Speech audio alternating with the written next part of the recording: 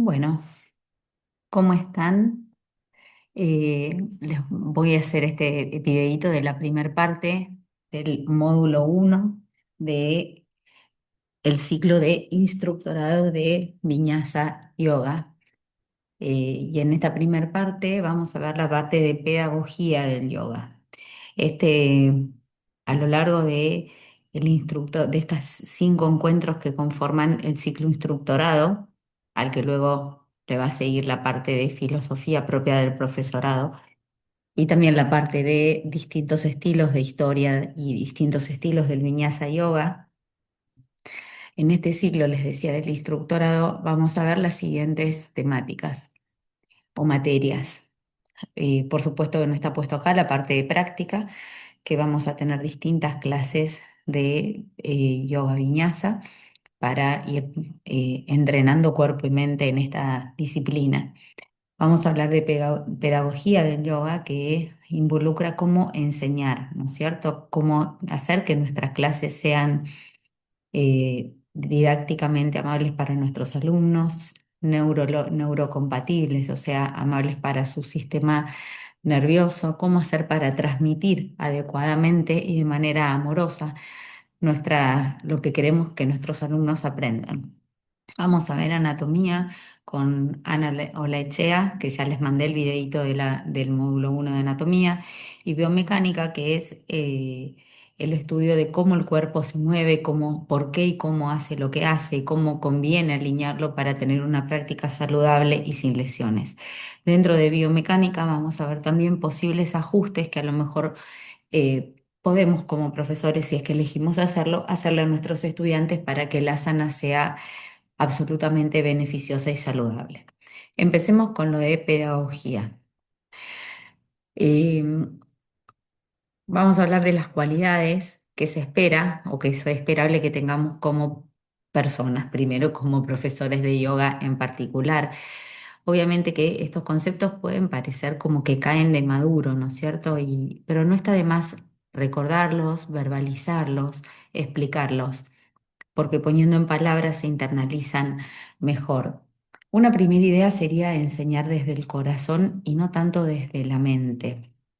No ir a nuestras prácticas con la clase como un discurso aprendido de memoria y pretender que todo salga tal cual lo planeamos. Enseñar desde el corazón obviamente involucra que pongamos pasión en lo que estamos haciendo, que pongamos el alma en lo que estamos haciendo, porque a lo mejor no seremos o estemos recién empezando y dando nuestros primeros pasos y nos vamos a ver retrospectivamente cuando ya tengamos un poco de experiencia, que podríamos haberlo hecho mejor, pero todo lo que hagamos con pasión se recibe de esa manera.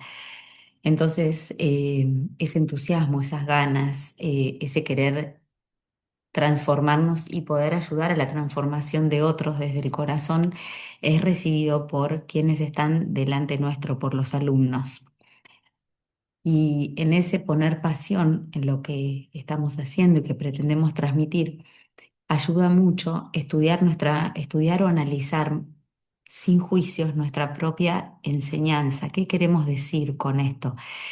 Que después de cada práctica o el fin de semana, veamos para atrás cómo fueron nuestras clases de esa semana y ver si, por ejemplo, nuestros alumnos comprendieron lo que queríamos transmitir, si fuimos claros, si fuimos empáticos y amorosos con cada uno de ellos, si prestamos atención a las necesidades de nuestros alumnos, si transmitimos, si recibieron las indicaciones tal cual nosotros creímos que las estaban dando. Por ejemplo, eh, a lo mejor indicamos cómo construir una postura y dijimos, bueno, coloquen la rodilla arriba del tobillo y nos dimos cuenta que 3 o 4 no entendieron la alineación. Entonces buscar en nuestro baúl de recursos cómo dar las mismas indicaciones de distintas maneras para que sean accesibles a todos, para que todos las puedan entender. Esto de repasar cómo fueron nuestras clases para ver qué podemos siempre ir mejorando, ayornando o haciendo que sean más accesibles para todos. Y por supuesto, si queremos enseñar, nada mejor que practicar. O sea, lo que transmitimos, obviamente, tenemos que hacerlo pasar previamente por nosotros. Entonces, es fundamental que como profesores de yoga seamos primero practicantes de yoga. Entonces, mantener nuestra práctica personal. Y a mi modo de ver, siempre es conveniente cada tanto tomar clases con otros profesores, porque nos ponemos de vuelta en el rol de alumnos, nos salimos de ese estar parados frente para estar del otro lado, porque siempre tenemos algo que aprender de otro que nos enseña, ya sea la forma de transmitir, alguna variante de posturas, alguna viñaza nueva, siempre hay algo para aprender y ponernos en el rol de alumnos nos mantiene en esa humildad del estudiante, del querer saber. Entonces es fundamental mantener nuestra práctica personal, sea autopráctica como hacerla nosotras solas, sea tomando clases con otro profesor o profesora. Otras cualidades interesantes es que por supuesto tenemos que armar, diseñar y transmitir nuestras prácticas de acuerdo a los estudiantes, no a nuestro interés personal y a lo que yo puedo o no puedo hacer o lo que yo quiero o no quiero lograr, sino que tengo que ver el grupo y de acuerdo al grupo armar la práctica. Esto que es obvio, vamos a desmenuzarlo un poquitito más. Obviamente que si tengo un grupo de adultos mayores, no les voy a hacer un yoga dinámico con saltos y paradas de manos y demás, como si fueran personas de una edad más joven, ¿no es cierto?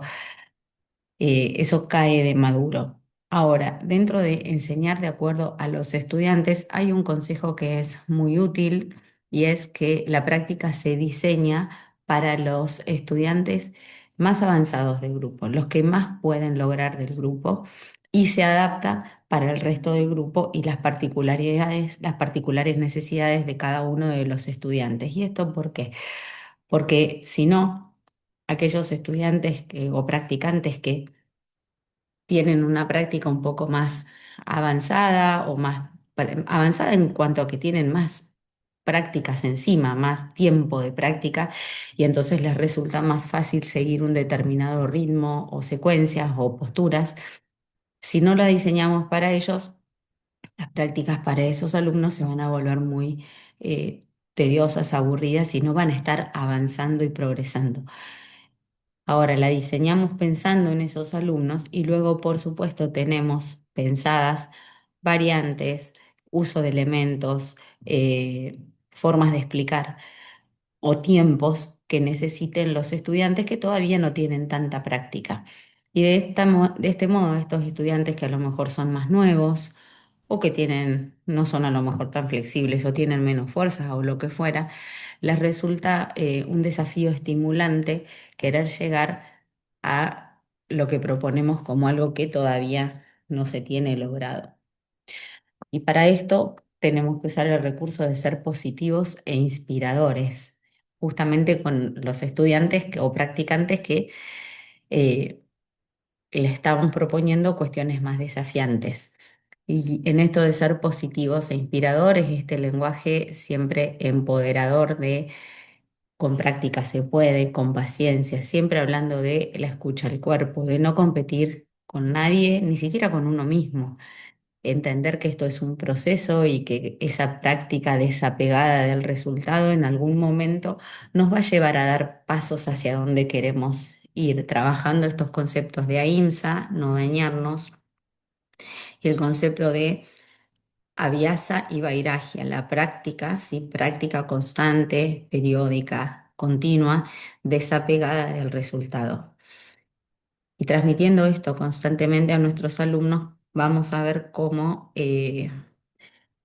estas palabras van quedando como grabadas en el cerebro, en la mente, y se transforman en una inspiración para ir por más. Y obviamente que si estamos hablando de desafiar, a lo mejor salir de la zona de confort, explorar cosas asanas o variaciones con el cuerpo que resultan nuevas, lo tenemos que hacer sabiendo que trabajando desde la seguridad o el conocimiento del grupo de nuestros estudiantes de que eso que proponemos no es arriesgado, ¿sí? Siempre vamos a ir con el cuidado necesario para no poner en situaciones de riesgo a ninguno de nuestros estudiantes. Seguros, con confianza, pero sin llegar al límite de ser arriesgados en aquello que proponemos. Eh, y una cuestión también interesante es si es necesario que como profesores de yoga podamos hacer todas las asanas que intentamos que hagan nuestros alumnos, ¿sí? Entonces yo tengo que poder hacer la parada de manos, por ejemplo, si es que quiero enseñar o proponerles que hagan la parada de manos. Obviamente que si yo puedo hacer la parada de manos, si es una asana que ya la tengo lograda, me va a resultar más fácil transmitirla, porque al haberla explorado en mi propio cuerpo, y sentido cómo hacer alineaciones, ajustes, cómo ubicar el cuerpo, cómo se siente habitar en la postura. Desde haberlo pasado por mi propio cuerpo me va a resultar más fácil transmitirlo, pero no quiere decir que si yo no sé o estoy todavía trabajando la parada de manos, Adho Mukha Vrikshasana, no pueda transmitir a mis alumnos. ¿Qué voy a necesitar? Estudiar mucho más desde la parte teórica, eh, las alineaciones, los ajustes, el modo de entrar y de salir, tener posibilidades variantes que me lleven a, me hagan transitar ese camino para llegar a la sana, aun cuando yo todavía no la tenga lograda o por alguna limitación física, por ejemplo, algún problema en las manos o en las muñecas, no la puedo hacer, pero sí la puedo enseñar. Y hay cualidades que hablo de cualidades más desde el corazón o más empáticas, y es una de esas es considerar a nuestros alumnos como nuestros maestros. Krishnamacharya decía que cada uno de sus estudiantes era su maestro.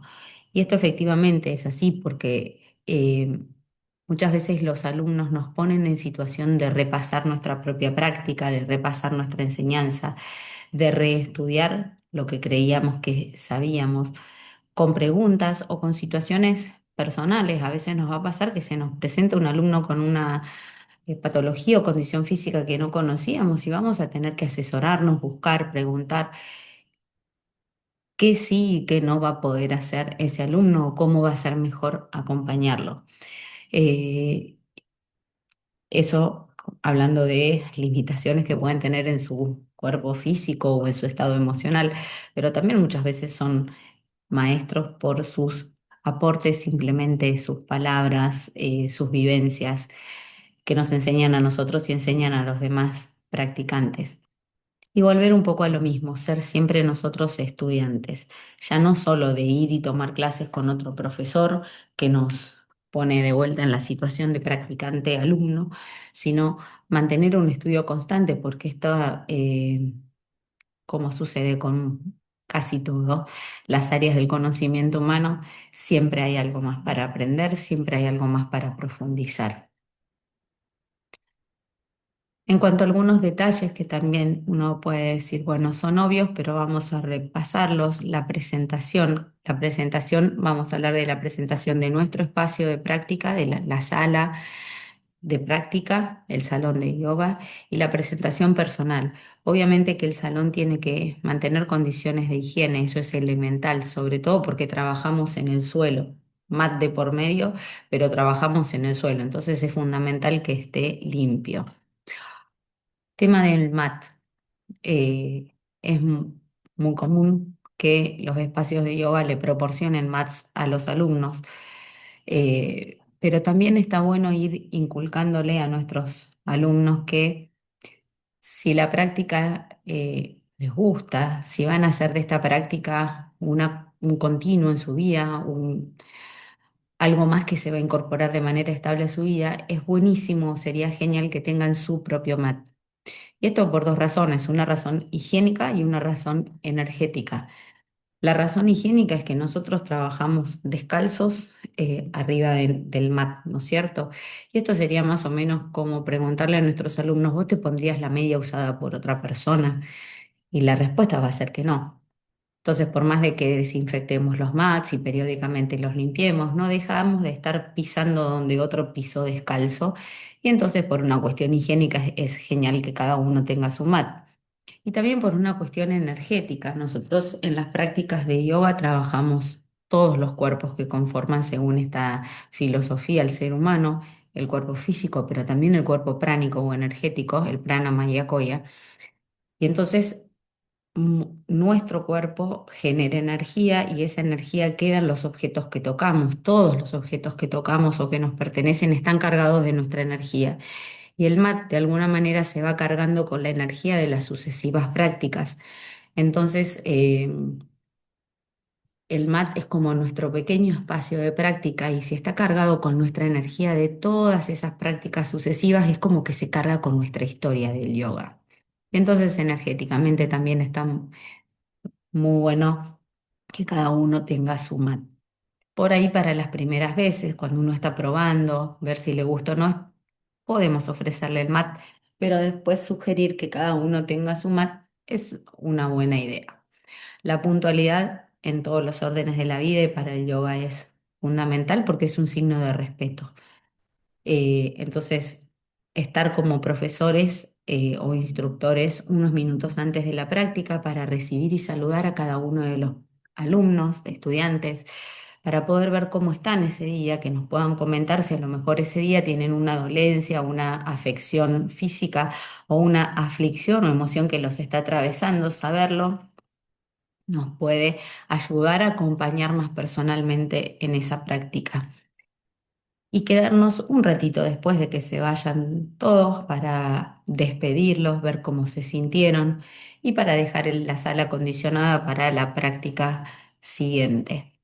Y en esto de la puntualidad, también exigir la puntualidad de nuestros alumnos, ¿no es cierto? Tener claro o fijar reglas claras en cuanto a decir, una vez que empieza la clase no se abre más a nadie o tener esa tolerancia de decir, bueno, vas a poder entrar después que empiece la clase, pero no en el momento a lo mejor de la sintonía, donde estamos buscando que la mente llegue al cuerpo y calmar la mente antes de la práctica. Si justo ahí entra alguien, interrumpe, se hace un quiebre en ese momento. Bueno, el punto es saber nosotros como profesores si vamos a ser extremadamente estrictos, empezada la clase no entra más nadie. O fijar estas reglas de decir, si por algún motivo, excepcionalmente, no como una cuestión de todas las prácticas. Llegás tarde, esperás y cuando sentís que se terminó el momento de la sintonización, que vamos a hablar ahora en un ratito, ahí permitimos que ingresen los alumnos que llegaron un poquito tarde. Y en cuanto al uso de la voz y el lenguaje corporal, obviamente que nosotros con la voz guiamos la práctica y con la cadencia de nuestra voz y el tono de nuestra voz vamos poniendo, acompañando los momentos de la práctica. Va a ser uno el tono cuando la clase se inicie, queremos que la mente entre al cuerpo, traer la atención al cuerpo para estar presentes en la práctica y no la mente que se nos quede atrás o acelerada. Y otro va a ser el tono de la voz cuando estemos guiando el pico de la clase, a lo mejor con posturas más demandantes, más exigentes o pasajes más vigorosos. Le tenemos que imprimir ese vigor a la voz porque entusiasma, genera energía. Y esa voz va a ir descendiendo también hacia el final de la práctica para acompañar el Shavasana, el pranayama y la eventual meditación. Y el lenguaje corporal, lo que se sugiere es obviamente no dar la espalda a los alumnos, por ejemplo, si estamos demostrando, a menos que lo que querramos demostrar sea algo que pasa en la espalda del cuerpo, por ejemplo, si queremos hacer Pristanjali Mudra, el gesto de oración atrás de la espalda y quiero mostrar cómo se hace, o si quiero hacer una toma de brazos por detrás de la espalda y quiero mostrar cómo se hace, o una variación con una soguita, por ejemplo, pero si no siempre estar de frente mirando cómo se están desenvolviendo nuestros estudiantes. Obviamente no dar la clase con brazos cruzados o como sentados y desganados porque ese desgano o desinterés se transmite. Y cuatro cuestiones que a veces nos preguntamos. La primera, guiar o demostrar, ¿sí? Guío la clase verbalmente y no hago, camino, controlo, ajusto, corrijo o muestro, ¿sí? Y bueno, cada uno va a encontrar a, lo- a medida que vamos dando clases y vamos enfrentando la situación de preparar y dar una clase de yoga, qué es lo que se ajusta más a nuestro modo de ser. Lo cierto es que si estoy demostrando toda la clase y hago la práctica íntegramente con mis estudiantes, eh, tiene dos contras, por así decirlo, hacer 100% toda la práctica con los estudiantes. La primera es que si damos muchas clases por día, que terminan siendo muchas clases por semana, esas muchas clases las vamos a estar pasando por nuestro cuerpo y obviamente el desgaste físico va a ser importante. Y eso termina con riesgo de lesiones o de agotamiento físico. Pero además, si estoy todo el tiempo demostrando, no voy a estar atenta a todos los estudiantes y si tengo que hacer algún ajuste o alguna corrección, quizás no va a ser tan fácil que lo pueda hacer si estoy adelante del salón haciendo toda la práctica y mostrándola íntegramente. Y guiar, bueno, a mí la idea de que escuché una vez en una de mis formaciones y es esto de que tendríamos que ser capaces de guiar verbalmente la clase como si la diéramos para personas que no pueden ver. Está muy bueno ponerse en esa situación de proponerle a nuestros alumnos que hagan la práctica con los ojos vendados y con un pañuelo sin ver, que es desafiante para ellos, obviamente, pero también es muy desafiante para quien guía la clase porque hay que ser muy claro, muy específico, muy preciso con las indicaciones que se dan para que se pueda ejecutar. Entonces, esto de poder guiar sin demostrar está muy bueno y dejando el recurso de mostrar algo cuando particularmente sea algo novedoso o la indicación que estoy dando no se está entendiendo o es una postura nueva y entonces quiero mostrar algunos detalles, ¿no es cierto? A veces también está bueno si vemos que uno de los practicantes haciendo una postura con alguna alineación que no es correcta sin decir quién es, pero a veces podemos mostrar nosotros el error, ¿sí? Eh, por ejemplo, si quisiéramos mostrar, estamos practicando, intentando hacer Paschimottanasana, la pinza sentado, y vemos que alguno de los practicantes está encorvando la espalda, huecando el pecho. Lo que podríamos hacer es mostrar lo que no hay que hacer, ¿sí? Entonces mostrar decir, esa espalda curva, encorvada, si no queremos trabajar esa variante de la pinza, que a lo mejor queremos justamente trabajar eso, pero si queremos trabajar la pinza tradicional con la espalda plana, mostrar el error como esto no queremos hacerlo y luego mostrar lo que se quiere hacer o a dónde se pretende llegar, también son buenas ideas para la práctica. Pero entonces, como conclusión, por ahí no es necesario guiar 100% ni demostrar 100% ninguno de los dos polos, sino encontrar un equilibrio entre estas dos propuestas. Y recordemos esto, que si yo no puedo hacer una asana determinada por alguna imposibilidad física o porque todavía no me sale y la estoy trabajando, ahí, aún así, aunque no la pueda demostrar, podré llamar a un alumno que sí la hace para que la demuestre o puedo guiarla conociendo bien todos los alineamientos, ajustes, las formas de entrar y de salir, los cuidados que tengo que tener o variantes desde la teoría y entonces podré guiar a mis alumnos aunque no la pueda demostrar.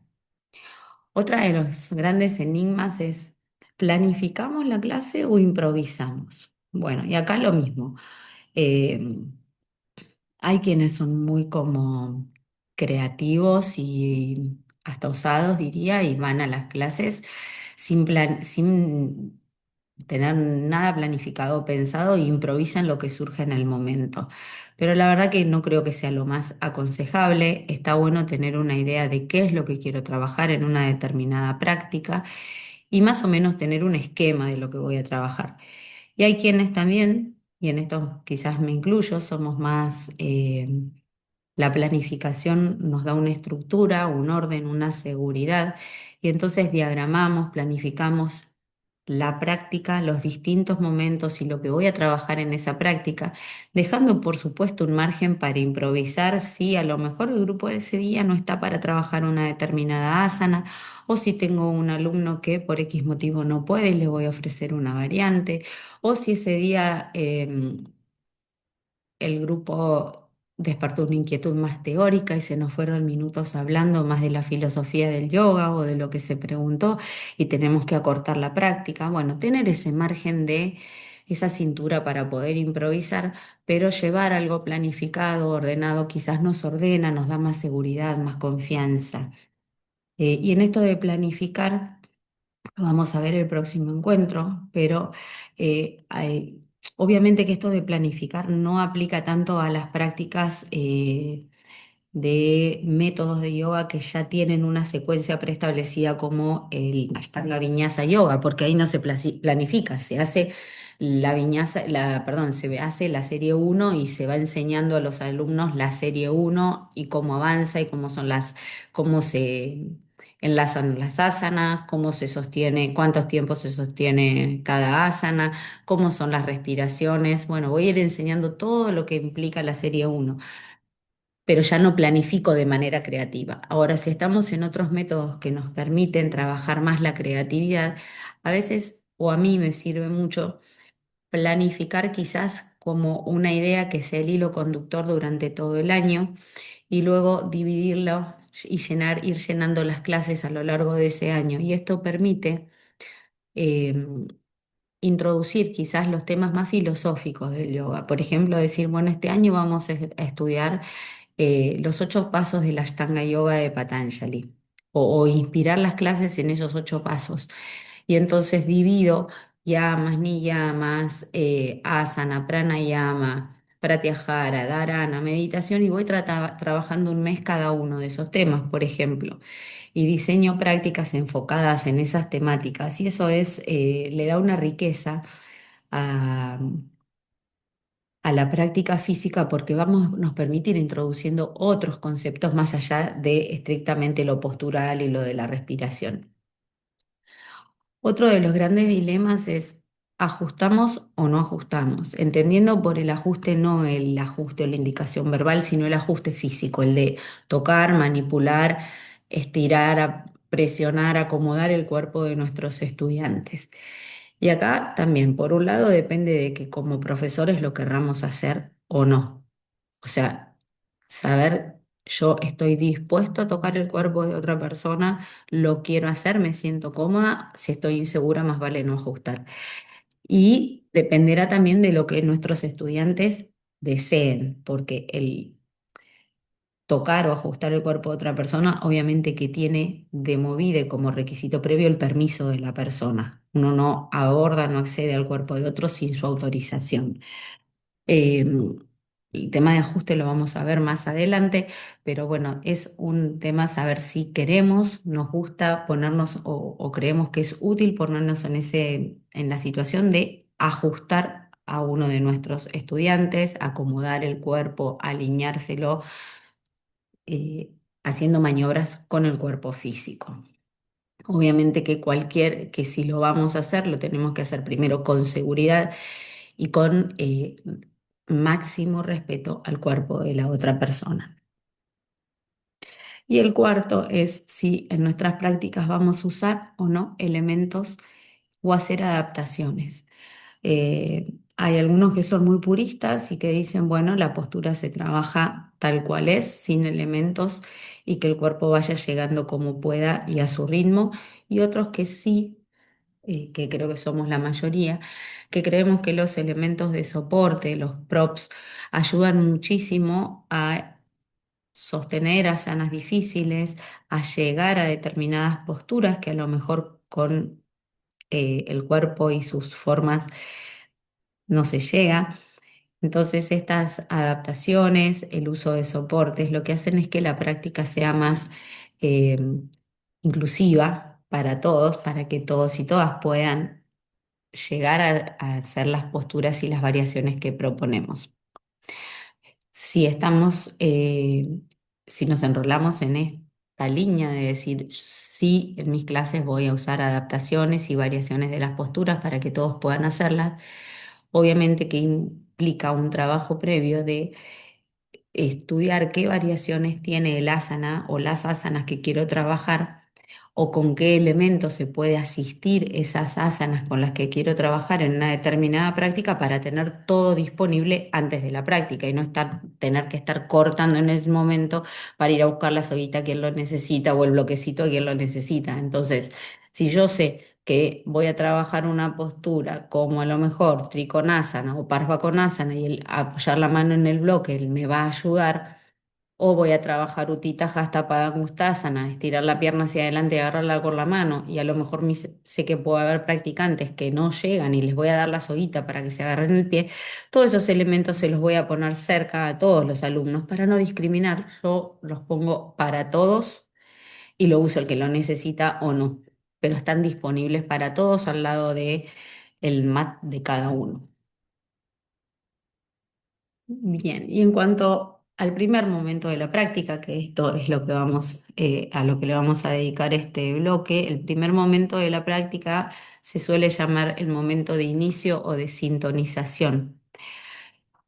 ¿Y por qué el momento de inicio o sintonización? Porque en general, cuando nos pasa a todos, llegamos a la práctica o nuestros alumnos llegan a la práctica, llegan con todo el bagaje de lo que vienen haciendo durante el día y a veces con anticipando lo que les quede hacer después de la práctica, ¿no es cierto? Hay un cuento muy lindo que se llama Las almas rezagadas y lo que cuenta es eso, que la mente va rápido, ¿no es cierto? Y a veces va más rápido que el cuerpo. A veces llega el cuerpo a la práctica y la mente está en lo que tiene que hacer después, ¿no es cierto? Como más acelerada.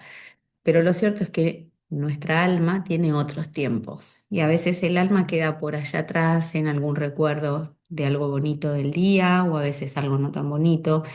Y en este momento de la sintonización lo que hacemos es que mente, cuerpo y alma se unan para estar plenamente presentes en la práctica. Este es el momento donde les decía que si hay algún estudiante o practicante que llega tarde, no es aconsejable que lo interrumpa, porque nos saca, es como una mini meditación donde vamos guiando a nosotros mismos y a nuestros estudiantes a que sientan el cuerpo, a que la mente baje desde este lugar tan conceptual y tan parloteador, descienda al cuerpo y sienta el cuerpo con una experiencia táctil, ¿no? Sentir las sensaciones del cuerpo, casi sin conceptos, sin explicarlas. Cuando la mente siente el cuerpo tiene una particularidad que está siempre presente, el cuerpo está aquí ahora, la que se va es la mente. Entonces, cuando la mente entra en el cuerpo y comienza a sentirlo y los vamos guiando en ese recorrido de sentir el cuerpo, la mente vuelve al presente. Otra forma de traerla es con la respiración, prestar atención a la respiración y las sensaciones de la respiración, por un lado, trae la mente al presente y por otro tiene un efecto muy calmante de la mente. Entonces es bueno antes de cada práctica no empezar así sin más, sino tener un momento de pausa donde hacemos como un scan corporal, un escaneo corporal en cualquier posición que elijamos, tadasana o sentados o acostados o en postura del niño, pero tener un momento de recogimiento. Y en este primer momento de recogimiento, si queremos trabajar alguna temática en particular, es bueno hacer alguna mención. Podemos leer un texto, leer una poesía, alguna frase de algún maestro que sea inspirador y que tenga que ver con lo que queremos trabajar en esa práctica. Y a mí, esto ya también es personal, me gusta mucho en este momento dejarles un momento de silencio para que cada uno pueda poner un sankalpa o una intención para esa práctica. Un sankalpa es justamente eso, una intención de algo que queremos para nosotros o para nosotros en relación a un otro y que lo vamos a expresar en una frase corta y en afirmativo, como queriendo causar un impacto en nuestra mente. Eso que queremos lo vemos ya realizado. Y a ese sankalpa le dedicamos la energía de la práctica. Y es muy común iniciar las clases cantando una o tres veces el mantra OM.